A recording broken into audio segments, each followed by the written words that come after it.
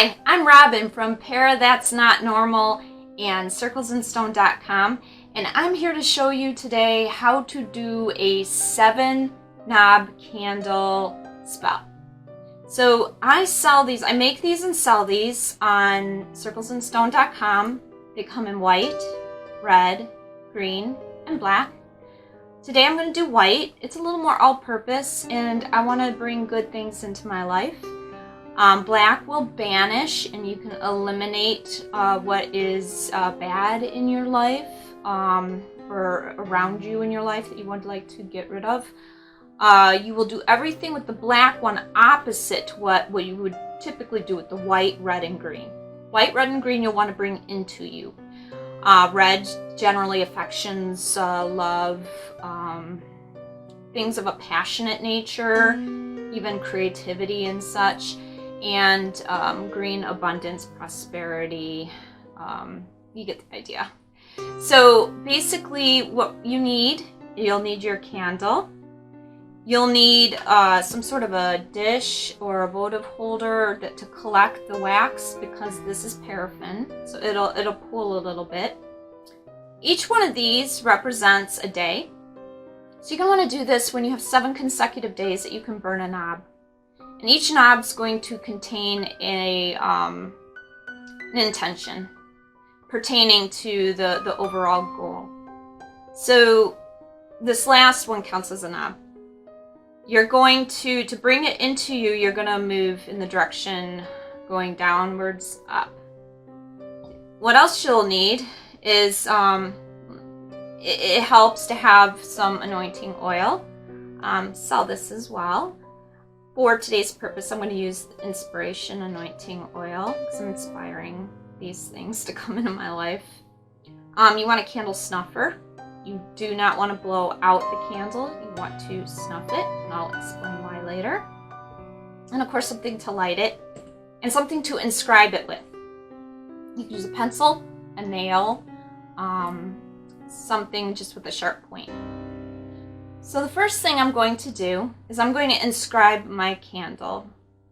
So I'm going to take the first knob and I'm going to write in this direction because I want to bring it into me. If this was a black candle and if I was banishing, I would do it in this direction because I would want to eliminate it away from me. But bringing things into me, I will go in this direction. So I'll just say for the first one, I will write peace. For the home, I'll write peace. For the second knob, for the yard, I'll write peace. For my loved ones, I'll write harmony. For relations, I'll write happy. Work, happy. That. And blessed. Subscribers, or just anybody watching this video. So that's how you do it. You write an intention on each knob. Then you're going to heat up the bottom. Oh, I take that back. Then you want to anoint it. So I'm going to take my anointing oil and I'm just going to put a tiny bit in my palm. Like so. And the idea with this, because you want to bring it into you, is that you want to go upwards to place the anointing oil on the candle. Upwards. Just like so. Thinking your intention as you are anointing the candle. So after that, you will then go ahead and fix the candle to the base by just warming the bottom up a bit, dripping a little tiny bit of wax in the bottom, and just kind of create a little bit of a bond to fix the candle to the base, just to add to safety. So then what you're going to do is you typically will orient this around the moon phase. So since I'm bringing something into me, I will do this during the waxing moon, meaning it's going from the new moon to the full moon, or on the full moon.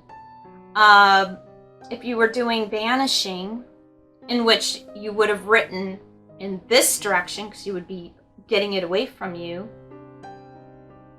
and anointing it in this direction, because you're getting it away from you, and typically the black candle, you would do that on a waning moon, and you would do it on a new moon. Some people don't like new moon magic, but I new moon or waning moon. Waning moon's ideal. Always make sure you got the 7 consecutive days that you can work it. So then you light the candle, and you let the first knob burn. You do not blow it out. If you blow it out, then your spell work is done. That candle's done. So you snuff it. That's where your snuffer comes in handy. And that's when you would snuff your candle flame. So I'm going to go ahead and light it. And as you're lighting it, you can think of your intention again, what you would like it to achieve. That first knob in particular. And then you let it burn down to here. And then when you're done, you will snuff it. Just like so. And then that's it. And you do it all the way down. This will be your 7th knob at the very bottom. That's how you do a 7-knob candle. I will have these in white, red, green, and black. And they're made of paraffin.